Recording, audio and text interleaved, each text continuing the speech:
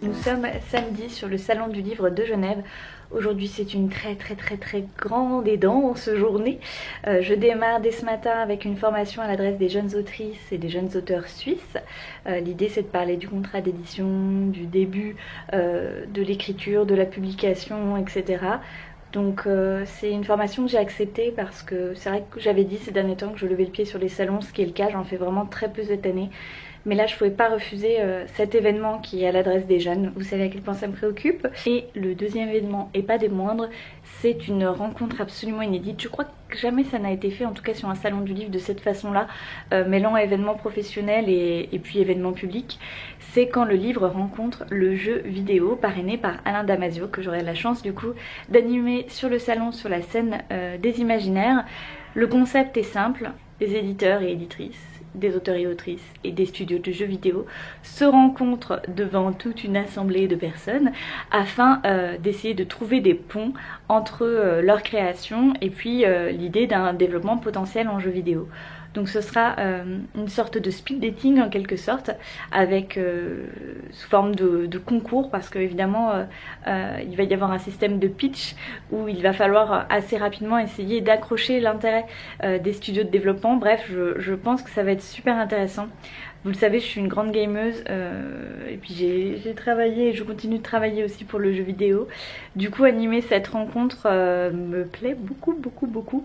D'autant plus que j'ai vraiment la sensation qu'il y a un enjeu d'avenir autour de ces questions. Comment la littérature essaime en fait les autres arts. Bref, c'est parti!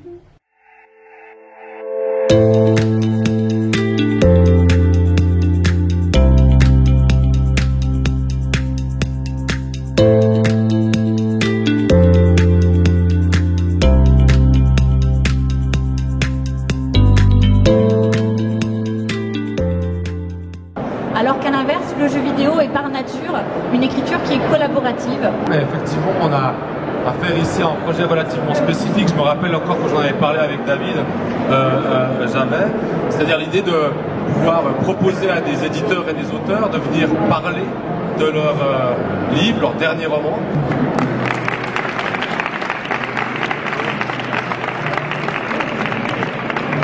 J'aime bien l'idée d'être un parrain comme ça. Donc merci à vous d'être là, je suis très content de parrainer cette espèce de game jam au long cours.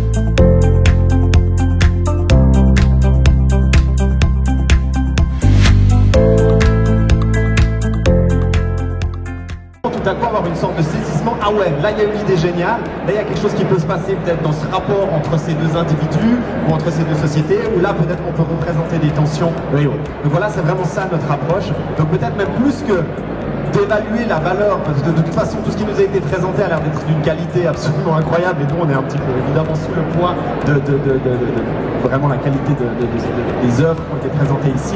C'est vraiment plus nous, c'est cette espèce de petit moment où tout à coup, en tout cas probablement c'est ce qu'ils sont en train de discuter, il y a eu cette petite flamme. Un projet, un livre qui est revenu pour l'imaginaire, le côté très visuel aussi, graphique, et puis nous ça nous a inspiré voilà, des systèmes, mais aussi un côté assez narratif, donc voilà, c'est le Paris des merveilles.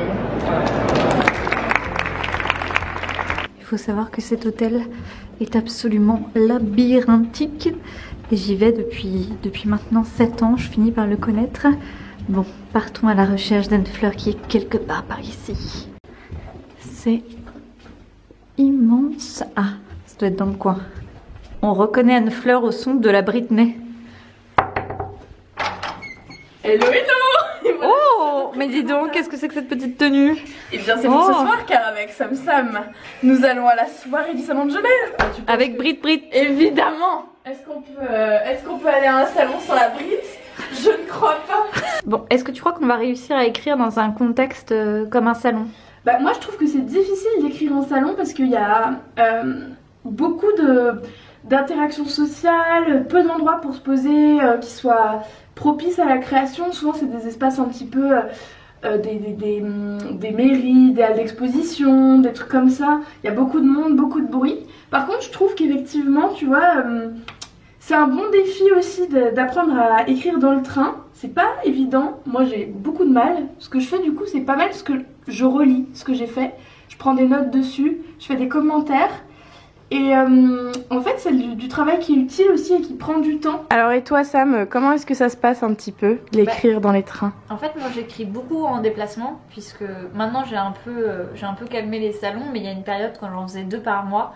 En fait les temps de trajet, les temps de train, quand c'est 2, 3, 4, voire 5, 6 heures parfois, c'est un moment qui est propice à l'écriture et en plus où il n'y a pas grand chose d'autre à faire en fait. Donc il y a beaucoup de romans que j'ai écrits dans les trains ou j'ai terminé dans les trains. Et même à l'hôtel, alors c'est pas toujours facile parce que comme tu le dis, on a l'esprit très préoccupé et c'est ça aussi la réalité du métier d'auteur ou d'autrice, c'est qu'en fait on n'est pas toujours chez soi, on a beaucoup de déplacements, ça fait partie de la promotion, ça fait partie de l'accompagnement de nos livres, etc. Et du coup, je trouve qu'il y a un moment qui est un peu compliqué où il faut réussir à concilier ce qui est de l'ordre de l'intérieur et de l'écriture, où là on est un peu toute porte fermée et en dehors du monde, avec ces moments d'extraversion qui font partie aussi de notre vie. Donc j'ai vraiment appris à écrire dans n'importe quelle circonstance, dans les trains, dans les chambres d'hôtel, et ça me pose pas tant de problèmes que ça, même si c'est vrai qu'il faut un petit moment un peu presque de méditation je dirais, pour réussir à se recentrer et à sortir du rapport avec les autres pour se concentrer. On dirait une diva. Voilà la vie d'auteur et d'autrice. Oui, alors une vie très compliquée.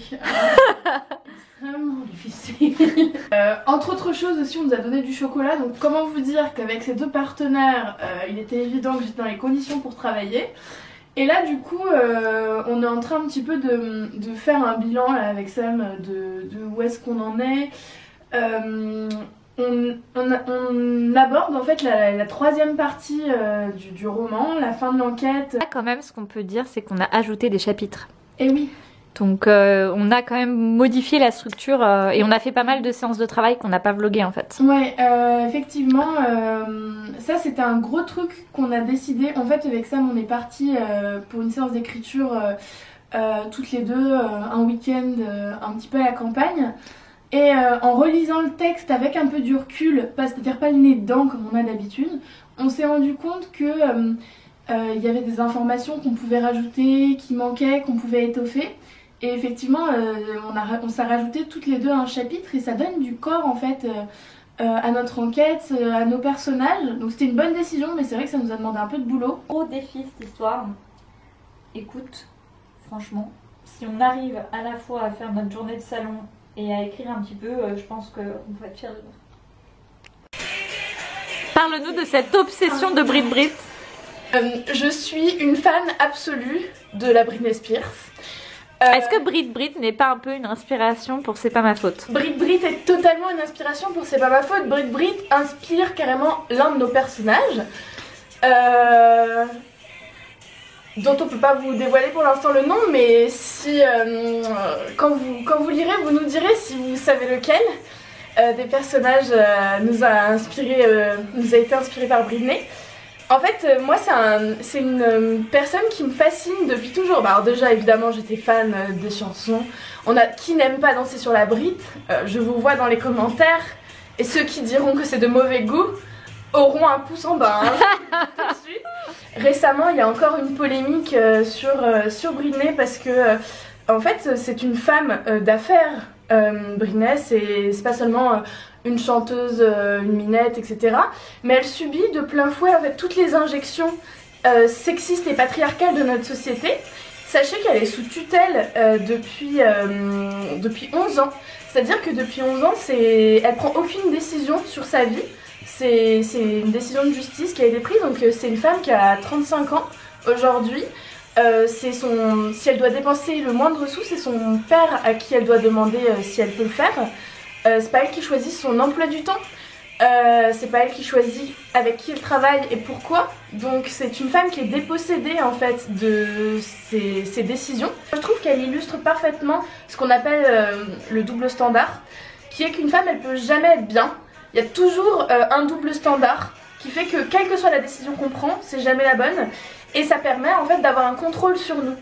Et je trouve que sa carrière, sa vie l'illustre. Et ce mouvement là, ce hashtag que vous avez peut-être suivi sur les réseaux sociaux qui s'appelle hashtag Free Britney, en fait c'est aussi de ça qu'il parle. C'est pas seulement de Britney Spears en tant qu'elle est icône de sa communauté de fans, de la communauté LGBT, en tant qu'elle est icône aussi d'une génération. Mais il parle aussi de ce que c'est qu'être une femme. Et aujourd'hui, aux États-Unis, une femme, en fait, elle peut être sous la tutelle de son père ad vitam aeternam. Samantha Bailly, est-ce que vous pouvez nous parler de votre rapport à Britney Spears? Mais moi, j'écoutais Britney Spears quand j'étais hyper jeune. Je me souviens au collège. Et c'est intéressant parce que les récents événements qui arrivent du contexte de la polémique que tu as situé, en fait, illustre à quel point je pense C'est pas ma faute est actuel. Parce que à travers C'est pas ma faute, on explore le rapport de l'icône à ses fans en fait. C'est, je pense, un des sujets principaux du roman, c'est quels liens unissent les personnes les plus connues à ces personnes qui projettent, qui regardent, qui suivent, dans le meilleur et dans le pire, dans aussi le sacrifice en fait de la façon dont on donne de soi à travers les réseaux sociaux et plus globalement à travers la célébrité. Et c'est ça qui nous intéressait dans C'est pas ma faute, c'est de parler de ça, de parler de ce que c'est que l'intime, de ce que c'est que l'exposition, de ce que c'est que l'exposition médiatique précoce et jeune. Voilà, et on va pas trop en dire pour pas trop voilà, en dire sur l'intrigue, mais je pense que là avec C'est pas ma faute, on explore à travers ces personnages quelque chose de très dense sur l'adolescence, mais aussi sur le rapport à tous ces outils numériques actuels qui font qu'aujourd'hui, un jeune de 14 ans, de 15 ans, une jeune de 15, de 14, peut se retrouver dans une exposition médiatique complètement disproportionnée par rapport aux outils et aux armes dont il ou elle dispose. Et c'est ce qui nous fascine dans le roman, et il y a tellement de choses à dire. Bref, je pense que Britney Spears, c'est une inspiration en creux. Et il y a quelque chose de... Bah, de toute façon, le titre, C'est pas ma faute, ça vous donne déjà une petite orientation. Quelque chose de très pop et d'assumé dans la pop culture musicale des années 2000.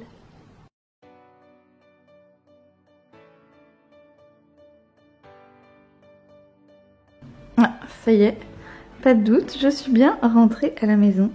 Bah, merci à toutes et tous d'avoir suivi ce vlog, un vlog un peu particulier qui met les vlogs de salon et vlogs d'écriture. En même temps, bah, Moon, d'accord. En même temps, bah, c'est ça aussi, tout simplement la réalité du quotidien, et dans l'écriture, il faut qu'on s'accommode de pas mal de choses, dont les déplacements. Encore, comme je le disais, j'ai beaucoup ralenti la cadence. En tout cas, une chose est sûre, il va falloir qu'on mette le paquet avec Anne-Fleur pour terminer C'est pas ma faute dans les temps. Donc je vous dis à très bientôt pour un nouveau vlog. Ciao. Tu dis au revoir, Moni?